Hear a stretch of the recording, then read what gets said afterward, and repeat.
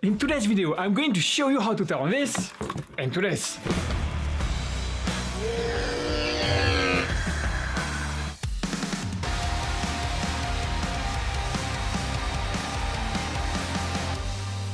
So if you are new to this channel, I'm Rafael, and here I do tutorial videos where I show you how to make amazing props from your favorite movies and TV shows using only cardboard. Also, don't forget to check out the description box below as you'll find there all tools and products that I use in this tutorial video. Now let's dive right in.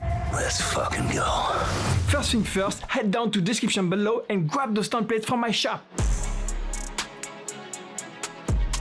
Once you've got them, separate them out and stick them on your cardboard.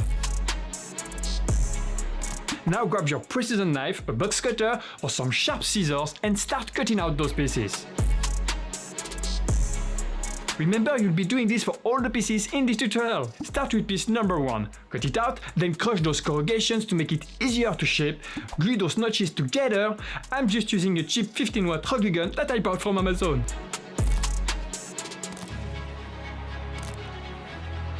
You should end up with something that looks like this. Repeat the same process for the piece number 2.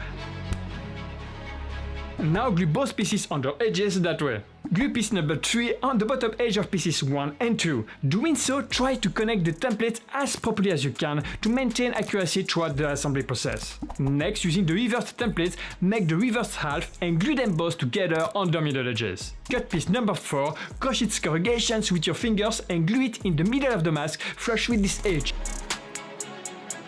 Cut piece number 5, close its notches with glue and glue it below piece 4 in the middle. Next up, cut out piece number 7, shape the two front parts with your hands until you get them curved pretty much like that. And connect the piece number 6 on the back edge here. Then glue this edge on the nose edge here. And the top edge of the eyebrow on the forehead, placing the bottom edge flush with the mask here. Cut piece 10 and glue it in between the ear and the mask so that you get the right space between the two parts. Glue piece number 8 at the top into the eye socket at an angle. And piece number 9 the same way underneath. Next, using the reverse template, repeat all of it for the opposite side of the mask. At this point, put on the mask to see how close the jaw parts are to your face. If you notice a gap, correct it by shaping them by hand and pouring some glue on the inside for them to keep their shape. I also carved slightly that piece here to accentuate a little bit the angry expression of the mask. Also, don't forget that these templates are life-sized. To ensure perfect fit for your mask, simply print the templates at a scale that matches your head dimensions. You can find more information on scaling within the templates folder. Now let's smooth any imperfections with a filler. To do so, you can mix 1 part baby talc or cornstarch, 2 parts white glue and 2 parts acrylic paint. And add water until you get the right consistency. Alternatively, you can use a pre-made filler like Liquitex, which I've linked in the description box below. Apply the filler evenly with a brush, adding drops of water to make the process easier.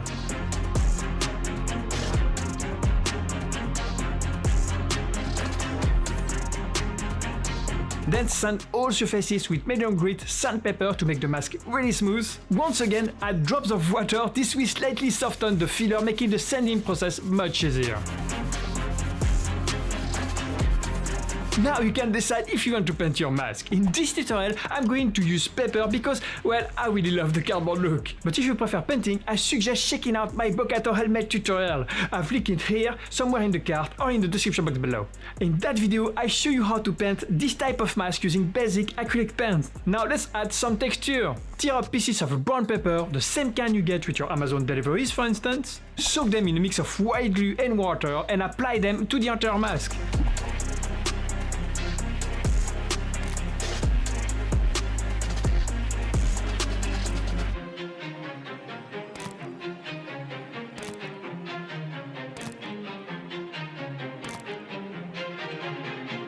Next, use the reference pictures to make the black parts of the mask darker with a pencil. You can also use your fingers to spread out the pencil marks for a smoother look.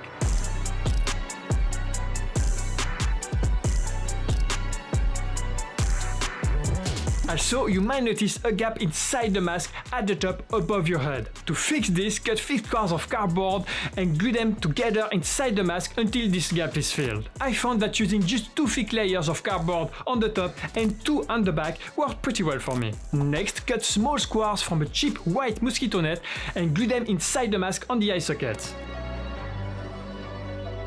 If you feel like one layer is too see-through, just add more layers until you get the right balance between being able to see and how it looks. For me it was 5 layers, but it really depends on the type of mosquito net you are using. I'll link the one I used in this video in the description box below. And apply 2 layers of a glossy varnish to make it shiny and sustainable for years to come.